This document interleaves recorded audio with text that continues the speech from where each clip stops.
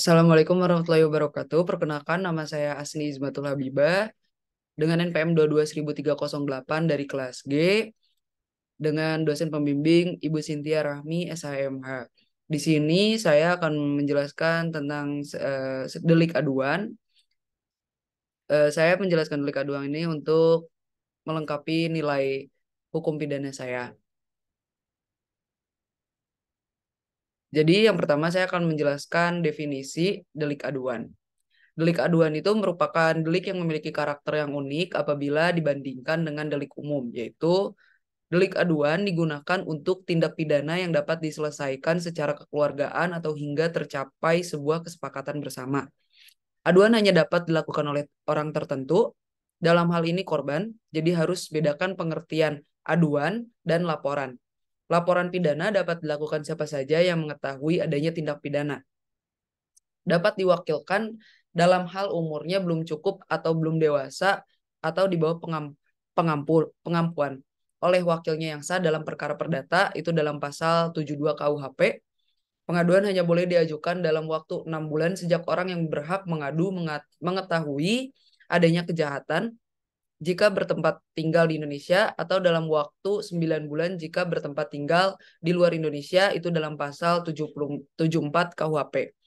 Orang yang mengajukan pengaduan berhak menarik kembali dalam waktu 3 bulan setelah pengaduan diajukan. Pasal 75 KUHP.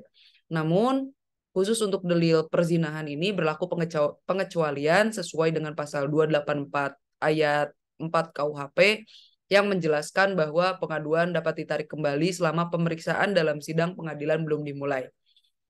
Bandingkan dengan delik umum, tuntutan delik umum dapat berjalan tanpa harus menunggu aduan seseorang. Contohnya pelaku pencurian yang dapat dituntut meskipun korban tidak melapor atau meskipun pelapor mencabut laporannya, kasus pidana tetap diproses. Selanjutnya, ada dasar hukum yang terdapat di KUHP nasional, terdapat pada Undang-Undang Nomor 1 Tahun 2023, Pasal 24, Pasal 25, Pasal 26, Pasal 27, Pasal 28, Pasal 29, dan Pasal 30. Selanjutnya, ada perbedaan antara KUHP WVS atau KUHP lama dan KUHP nasional atau KUHP baru.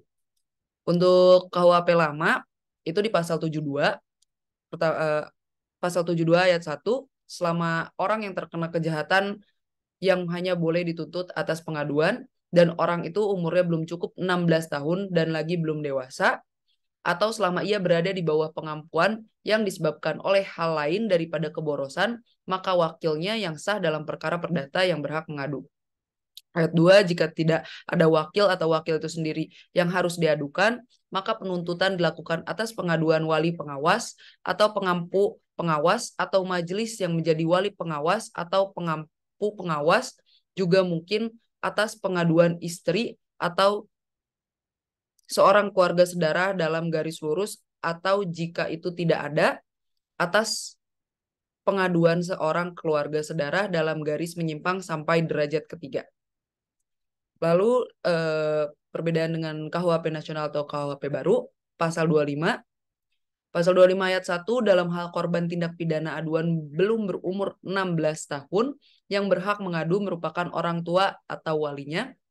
Ayat 2, dalam hal orang tua atau wali sebagaimana dimaksud pada ayat 1, tidak ada atau orang tua atau wali itu sendiri yang harus diadukan. Pengaduan dilakukan oleh keluarga saudara dalam garis lurus.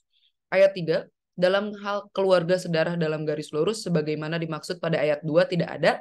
Pengaduan dilakukan oleh keluarga saudara dalam garis menyamping sampai derajat ketiga. Ayat 4, dalam hal korban tindak pidana sebagaimana dimaksud pada ayat 1 tidak memiliki orang tua, wali, atau keluarga saudara dalam garis lurus ke atas ataupun menyamping sampai derajat ketiga, pengaduan dilakukan oleh diri sendiri dan atau pendamping. Contoh delik aduan pertama itu ada perzinahan. Tindak pidana perzinahan diancam dengan pidana penjara paling lama 9 bulan, diterangkan dalam pasal 284 ayat 2 KUHP bahwa penuntutan akan perzinahan hanya dapat dilakukan atas pengaduan dari suami atau istri yang bersangkutan. Dan apabila pasal 27 KUH Perdata berlaku bagi mereka, dalam tenggang waktu 3 bulan dapat dilakukan permintaan bercerai atau pisah ranjang karena perkara ini kemudian diterangkan dalam pasal 284 ayat 4 KUHP bahwa pengaduan dapat ditarik kembali selama pemeriksaan dalam sidang pengadilan belum dimulai. Lalu yang kedua ada pencemaran nama baik. Pasal 310 ayat 1 KUHP menerangkan bahwa menyerang kehormatan atau nama baik seseorang dengan menuduhkan sesuatu hal yang maksudnya agar hal tersebut diketahui secara umum atau pencemaran nama baik dapat diancam pidana penjara paling lama 9 bulan atau denda paling banyak Rp450.000. Di sini saya akan mengambil satu contoh kasus, yaitu kasus Ahmad Dhani dan ancaman pengguna pidana yang sewenang-wenang. ICJR mencermati bahwa pasal 27 ayat 3 UU ITE yang UU ITE tidak diterapkan secara tepat dalam kasus penghinaan yang dituduhkan kepada Ahmad Dhani. Kasus ini menambah riwayat panjang penerapan pasal 27 ayat 3 UU ITE yang memang bersumber pada pengaturan regulasi yang sangat buruk. Kondisi ini membuka peluang kuat menjadikan penegakan hukum pidana sebagai alat pengekang kebebasan berekspresi. ICJR mendesak pemerintah dan DPR untuk segera merevisi UU ITE untuk mencabut pasal-pasal yang bermasalah. Sidang kasus UU ITE yang menjerat Ahmad Dhani telah mencapai tahap pembacaan putusan di Pengadilan Negeri Surabaya pada Selasa 11 Juni 2019. Majelis Hakim menyatakan bahwa Ahmad Dhani terbukti melakukan tindak pidana sebagaimana dituduhkan oleh jaksa penuntut umum, yakni mendistribusikan dan membuat dapat diaksesnya informasi elektronik dan dokumen elektronik yang memiliki muatan penghinaan dan pencemaran nama baik sebagaimana diatur dalam pasal 27 ayat 3 Jo, pasal 45 ayat 3 Undang-Undang Republik Indonesia nomor 19 tahun 2016 tentang perubahan atas Undang-Undang nomor 11 tahun 2008 tentang informasi dan transaksi elektronik atau UU ITE. Dalam pertimbangannya, Majelis Hakim menilai bahwa Ahmad Dhani telah mentransmisikan konten penghinaan dengan adanya penyebutan kata idiot, sehingga membuat orang lain tersinggung. Selain itu, Hakim juga meyakini bahwa ucapan idiot dalam vlog Ahmad Dhani sengaja ditujukan kepada ratusan orang anggota koalisi elemen bela NKRI yang pada 26 Agustus 2018 lalu mengepung Hotel Majapahit tempatnya menginap. Namun ICJR memandang penerapan pasal 27 ayat 3 UU ITE dalam kasus Ahmad Dhani tersebut tidak selaras dengan prinsip-prinsip dasar hukum pidana dengan alasan sebagai berikut. Pertama, pasal 27 ayat 3 UU ITE adalah delik aduan absolut yang menekankan pentingnya penyebutan nama korban dalam penyataan yang dituduh sebagai ungkapan penghinaan. Hal tersebut ditemukan setidaknya ada 3 putusan pengadilan tingkat pertama yang mengandung pertimbangan cukup baik untuk dijadikan pembelajaran dalam menerapkan pasal 27 ayat 3 UU ITE, yakni putusan PN Bantul nomor 196 /SUS /2014 PN atas nama terdakwa Ervani Emi Handayani dan putusan PN Rababima nomor 292 /PIDB 2014 PN atas nama terdakwa IR Khairuddin M Ali MAP dan putusan PN Makassar nomor 1939 PID SUS /2016 PN MKS atas nama terdakwa Yusniar. Dalam putusan tersebut penyebutan nama menjadi syarat mutlak sebab pasal pencemaran nama baik ditujukan untuk menyerang martabat seseorang. Kedua, sejalan dengan poin di atas, maka penghinaan yang dimaksud pasal 27 ayat 3 UU ITE adalah untuk ditujukan kepada subjek hukum, yaitu orang perseorangan, bukan kelompok atau golongan. Namun dalam kasus Ahmad Dhani dapat diketahui bahwa yang ditentukan sebagai sasaran penghinaan adalah sekelompok orang, yakni ratusan orang anggota koalisi elemen bela NKRI. Dengan demikian, penerapan pasal 27 ayat 3 UU ITE dalam kasus Ahmad Dhani ini tidaklah tepat. Ketiga, pasal 27 ayat 3 UU ITE haruslah dilekatkan pada pasal 310 Jo, 311 KUHP tentang pencemaran nama baik dan fitnah. Pada pasal 310 Jo, 311 KUHP, penghinaan harus berbentuk tuduhan. Ahmad Dhani dipidana karena melontarkan kata-kata idiot. Kata idiot bukan merupakan tuduhan tapi penghinaan ringan. Penghinaan ringan sendiri diatur dalam pasal 315 KUHP yang bukan merupakan bagian dari delik pasal 27 ayat 3 UU ITE. Sehingga pada Ahmad Dhani pasal 27 ayat 3 UU ITE Jo, pasal 310 Jo, pasal 311 KUHP tidak bisa diterapkan.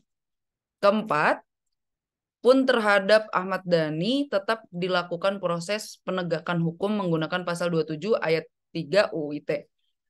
Majelis Hakim agaknya juga perlu mempertimbangkan alasan penghapus pidana. Hal ini pernah ditemukan dalam pertimbangan putusan PN Bantul nomor 196 garis miring PID SUS garis miring 2014 garis miring PN Bantul PNBTL, maaf, atas nama terdakwa Ervani Emi Handayani.